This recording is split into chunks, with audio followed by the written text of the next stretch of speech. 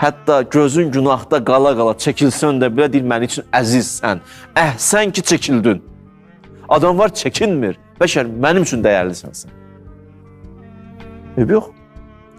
Bizim bir dənə şeytan zehnimizə bir fikir atıb, bu əyyam Fatimiyədə, kaş bunu mən ifadə edə biləydim, kömək edə biləydim sizə, sevinərdim Allah. Bir fikir atıb, bir şey ki, sevə-sevə ibadət eləyəmizə eləmə. Bir günahdan ki, gözün qalıb, rahat şəkildə çəkinəmizə çəkinmə. Bu yalandır, bu vəsvəsədir. O cürünə çəkilsən də Allah üçün dəyərlisin. Bir müddət sonra Allah mükafat verəcək, siz arxayın olun məndən. Peyğəmbər minbərində əyləşmişim. Görəcəksiniz mükafatları siz. Bu əcri gözünüzlə görəcəksiniz siz. Dəqiq sözlər deyirəm, siz ki, məsumlarını çıxarış edirəm.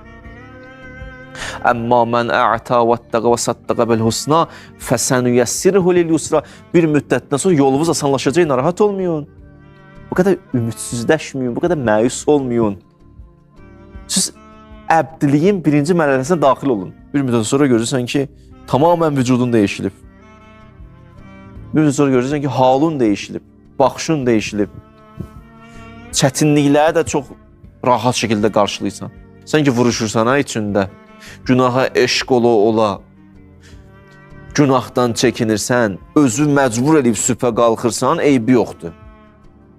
Qəbuldur mənim üçün. Sən əksvə getməyi bacarırsan, maşallah. Bu cürdə ibadət eləsən, mənim yanımda payım var.